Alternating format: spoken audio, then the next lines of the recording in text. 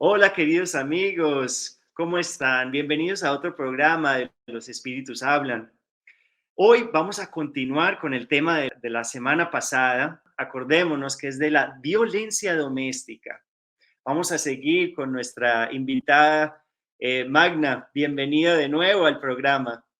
Gracias, Esteban. Un placer nuevamente estar compartiendo este espacio. Gracias por la invitación.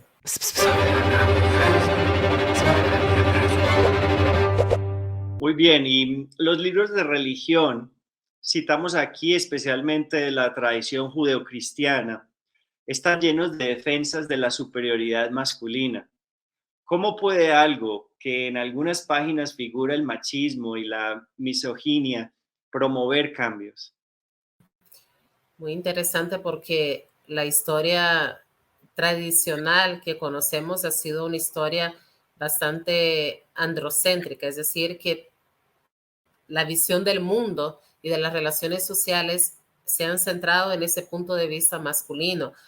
Y las mujeres apenas han tenido cierto protagonismo y su presencia incluso ha sido invisibilizada por un sistema patriarcal que ha intentado imponer algunos valores donde las mujeres debían ser sometidas y debían ser silenciadas. La religión también contribuyó, Esteban, para que esta transmisión del discurso misógino del patriarcado penetrara en la población. Los hombres ostentaban un puesto superior y por lo tanto las mujeres debían estar como supeditadas a todo ello. Y en ambas tradiciones la creación de la mujer ha sido vista incluso, y aquí entra el punto de su pregunta, como el principio de todos los males para el hombre. Y eso lo tenemos, por ejemplo, en la cultura judeo-cristiana con el personaje de Eva, donde muchos mitos han transmitido la idea de la rebeldía de la mujer o de ser la mujer la fuente de la tentación de los hombres. Del Antiguo Testamento, desde el primer libro del Pentateuco, el Génesis, se formulaba esa visión negativa de las mujeres con el pasaje de la creación, mostrando la imperfección de la mujer, que no había sido creada a imagen y semejanza de Dios, sino que había sido creada a partir del hombre. Y este relato va apoyando esa teoría que se afirmaba que las mujeres eran seres subordinados e inferiores al hombre. Y en segundo lugar, con el relato de la caída, se les responsabilizaba totalmente de la pérdida del paraíso, de ser las causantes de las desgracias de la humanidad y del propio sometimiento. Y cuando incluso nosotros vemos situaciones de violencia sexual, y voy a tomar este punto para entender cómo esto ha resaltado tanto en la mente colectiva, pasa algo bien similar. Si la mujer es agredida sexualmente, nosotros notamos en el acervo mental de la mayoría de las personas el pensamiento como, es que ella andaba provocativa, es porque ella andaba con tal o cual vestimenta, etcétera. Es decir, ella es el motivo de la caída de ese hombre que le agredió sexualmente. Es decir, ella era el punto de la tentación como tal.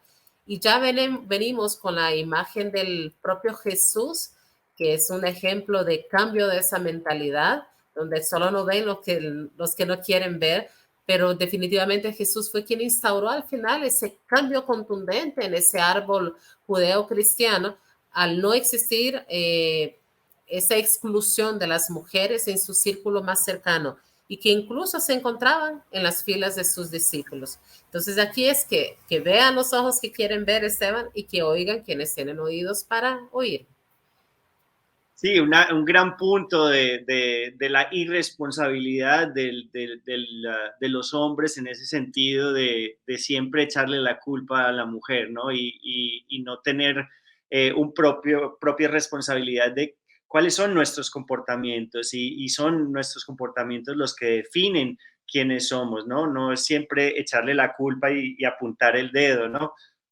Autodominio, Esteban, autodominio, responsabilidad por un lado y autodominio por el otro, para quien es el libre albedrío que tengamos y con las características, capacidades como la inteligencia, podamos discernir nuestro actuar. Por eso decía, tengo un derecho, pero a la par de ese derecho tengo un deber, y es no transgredir el derecho de la otra persona. Muy bien. Y bueno, y cuéntame, la mayor religión cristiana de la actualidad, como el catolicismo romano, no permite la ordenación de mujeres para el sacerdocio y define que un matrimonio no puede ser disuelto incluso después de que el hombre haya agredido a su mujer. ¿Qué parte del cristianismo ha logrado los cristianos comprender y vivir en la relación entre hombres y mujeres? Diría en primera instancia, Esteban, que nuestra intención es entender, en primer lugar, no es juzgar, y por ello, si comenzamos por estudiar a la mujer en el judaísmo, en el Antiguo Testamento, como una sociedad patriarcal, veremos que no hubo tales divinidades femeninas como tal, se resalta mucho las divinidades masculinas. Ellas brillaban pues por su ausencia, como estuvieron presentes, por ejemplo, en el mundo mesopotámico o en egipcio en el mundo egipcio, perdón. Y en esa línea de tiempo tampoco se hablaba de sacerdotisas como tal, porque la religión era una cuestión estrictamente masculina. Y de esa forma, la exclusión femenina del ministerio sacerdotal se ve como una discriminación de género que es contraria pues a la actitud inclusiva que el mismo Jesús de Nazaret y del cristianismo primitivo apuntaba. Lastimosamente, muchos seres del alto magisterio eclesiástico han respondido negativamente a esa reivindicación sacerdotal y han apuntado a dos argumentos, Esteban. Uno, el teológico bíblico y otro histórico, que dicen que Jesús nunca llamó a ninguna mujer a formar parte del grupo de los apóstoles, entonces no pueden ser hoy día sacerdotes.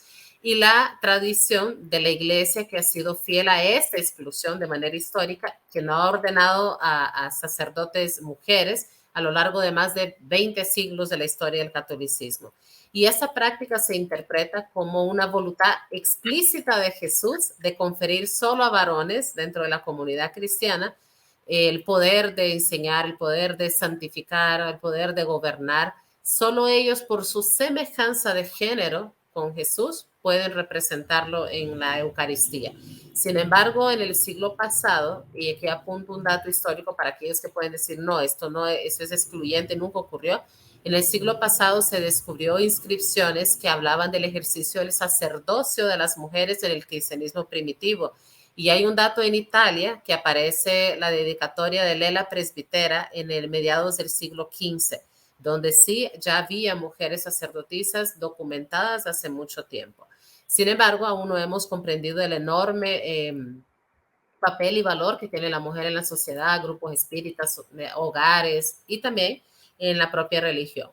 Jesús no desarrolló una doctrina sobre las mujeres, recalco, no dictó tampoco ninguna regla sobre su comportamiento. Jesús lo único que hizo fue que adoptó una forma nueva de comportarse con ellas, que en la práctica produjo un nuevo modo de concebir el papel de la mujer. Provocó escándalos, sí, provocó incomprensión también. Ahora, el segundo tema que usted toca, la disolución del matrimonio, por el caso de una agresión física, psicológica, incluso sexual por parte de una pareja. Nosotros podemos decir que el espiritismo no condena el divorcio, no condena la disolución de un matrimonio. ¿Por qué? Porque la separación solo formaliza lo que ya se había disuelto, hace mucho tiempo. Es decir, la doctrina espírita no ve uniones maritales legalizadas en la tierra, sino que ve vínculos que se han hecho por amor, que tienen un carácter serio y que están fundados en el principio de responsabilidad y compromiso en común. Sin embargo, así como expresaba André Luis en el libro Evolución de dos Mundos, él decía que hay casos en los que el divorcio es el mal menor que puede surgir entre los grandes males pendientes en el frente de la pareja. Por consiguiente, si el gran mal, Esteban, o prejuicio mayor es la violencia que puede causar la misma muerte de un ser, sería insano pensar que el amor sanará a otro mientras pierde la vida física, que es nuestro vehículo para el cumplimiento de los propósitos en la tierra. Dejamos claro que nadie reencarna con la finalidad ni de sufrir, ni de ser agredido, ni de ser violentado, ni de ser asesinado. Nosotros hemos reencarnado con el propósito de crecer, con el propósito de aprender, con el propósito de amar, con el propósito de liberarnos. Por lo cual, si para ayudarnos y ayudar a otros, si para salvaguardar nuestra vida y salvaguardar la de otros necesitamos distanciarnos, eso también es un acto de amor. Es lo que podría decir. Y por último, una pequeña pregunta es, ¿a dónde crees que van entonces? ¿Cuál es el rumbo del cambio en estas religiones para el futuro, con relación a Defini- eso. Definitivamente, todo si tanto el espiritismo como religiones como tal, de enfoques como tal, ideologías, si usted lo toca solamente en el punto de la religión frente a la pregunta que usted me realizaba, si el papel vamos evolucionando en este plano de expiaciones y de pruebas hacia un mundo de regeneración y de paz, es claro comprender también que la mente humana tiene que evolucionar sí o sí. Es decir, habrá un vuelco en el pensamiento más materializado, más enfocado hacia el patriarcado, más enfocado incluso al pensamiento misógino, y tendremos entonces condiciones más igualitarias, por eso decía, en base al esfuerzo, al trabajo, al ejemplo, al mérito, porque hoy tendremos entonces dentro de estas condiciones humanas espíritus que han pasado por la doble vía, que han pasado por las condiciones del sexo femenino y el sexo masculino,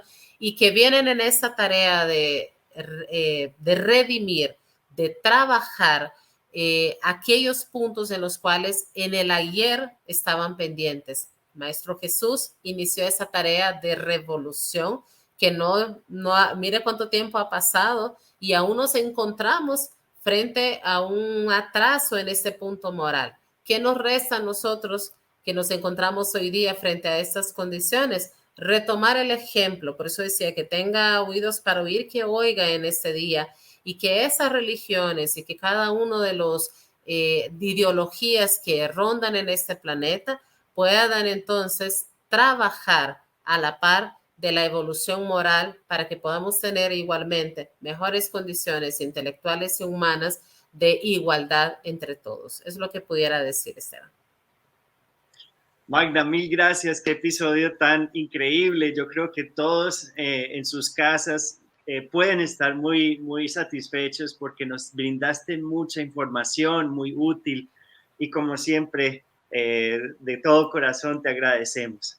Gracias, Esteban. Un placer, mucha alegría poder compartir y esperamos que puedan todos divulgar esta información. Y para todos los que nos acompañan, les invito a suscribirse a nuestro canal, si no lo han hecho, pues nos ayudan mucho. Y también, si quieren, compartan este episodio con sus familiares, con sus amigos, con sus conocidos, pues uno nunca sabe a quién le puede ser útil. Hasta el próximo episodio y nos vemos pronto.